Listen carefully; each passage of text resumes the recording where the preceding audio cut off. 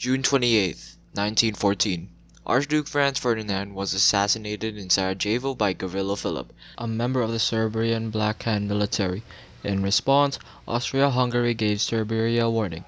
Serbia responded, but Austria-Hungary wasn't too satisfied with the term, to which they engaged in war. The countries of Europe decided it was a good idea to choose their allies now before war got to any of them. So now we have two factions: the Triple Entente, which consisted of France, Russia, and Britain, and the Triple Alliance that had Germany, Austria-Hungary, and Italy. Once the Triple Alliance had joined the Allied powers after Austria-Hungary fell apart, Russia felt bad for Serbia and took its side during the war. It was on June the 30th where Russia had announced full mobilization.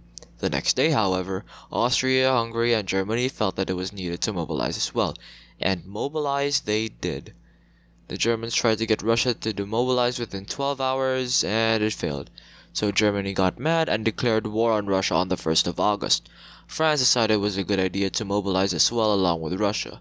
Now Europe would be split into two opposing factions: the Allied powers, which consisted of the Triple Entente plus the United States, Japan, Portugal, and the Central powers, which had the Ottoman Empire, the German Empire, Austrian-Hungarian Empire, and Bulgaria.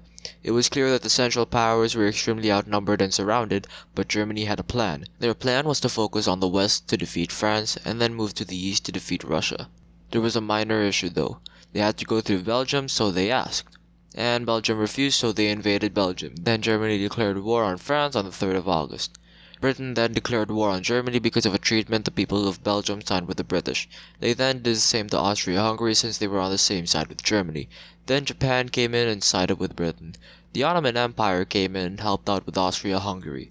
The Germans' progress to France was stopped, however, because they encountered some French troops on the way, so they engaged in a trench war. This went on for a while and expanded to some neighboring countries. Meanwhile, the US was giving supplies to the Allies until Germany sank one of its ships and tried to get Mexico to fight the US for the Germans. The Americans weren't too happy with that, so they declared war. Russia then signed a treaty and no longer got involved with the war. Germany now had more control, but it was no use.